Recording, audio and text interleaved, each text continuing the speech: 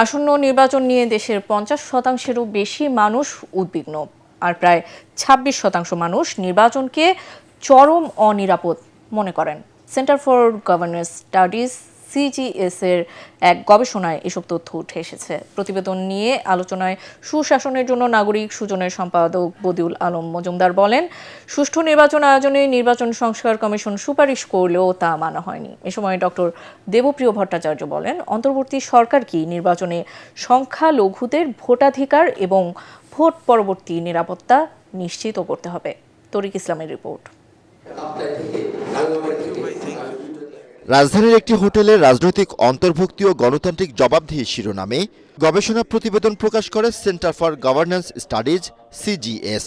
এতে জানানো হয় ৫০.৭% মানুষ এবারের নির্বাচন নিয়ে উদ্বিগ্ন, আর ২৫.৮% মানুষ নির্বাচনকে একেবারেই নিরাপদ মনে করছেন না।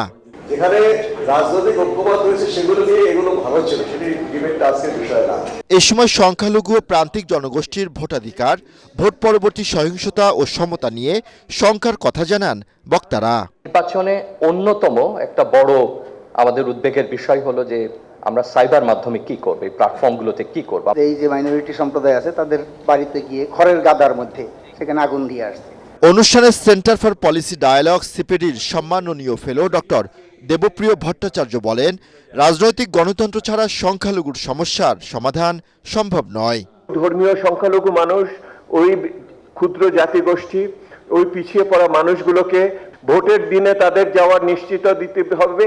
ভোট উত্তর কোনো সহিংসতার শিকার যাতে তারা না হয় সেটা দেখতে হবে, এবং ভোট উত্তর পরিস্থিতিতে তারা জীবন জীবিকাতে যেন কোনোভাবে বৈষম্যের শিকার না হয় সেটার দায়িত্ব নিতে হবে। এইটার দায়িত্ব বর্তমান অন্তর্বর্তী সরকারের। বদিউল আলম মজুমদার বলেন, রাজনীতি এখন ব্যবসায় পরিণত হয়েছে। গণতান্ত্রিক মূল্যবোধ প্রতিষ্ঠা জরুরি বলেও মনে করেন তিনি।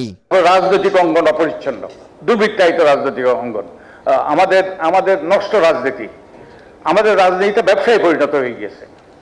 এখন যে অর্থবিত্তের মালিক হওয়ার মোক্ষম উপায় হলো রাজনৈতিক ক্ষমতা। নির্বাচনের পর রাজনৈতিক দলগুলোর ইশতেহার বাস্তবায়ন ও তার মূল্যায়ন করে তা প্রকাশ করা হবে বলে জানান সিজিএস এর প্রেসিডেন্ট জিল্লুর রহমান। এবং তারা এটা বাতিলের দাবি জানিয়েছিল ক্ষমতায় গিয়ে। তরিক ইসলাম, এটিএন বাংলা, ঢাকা। প্রাণী আছে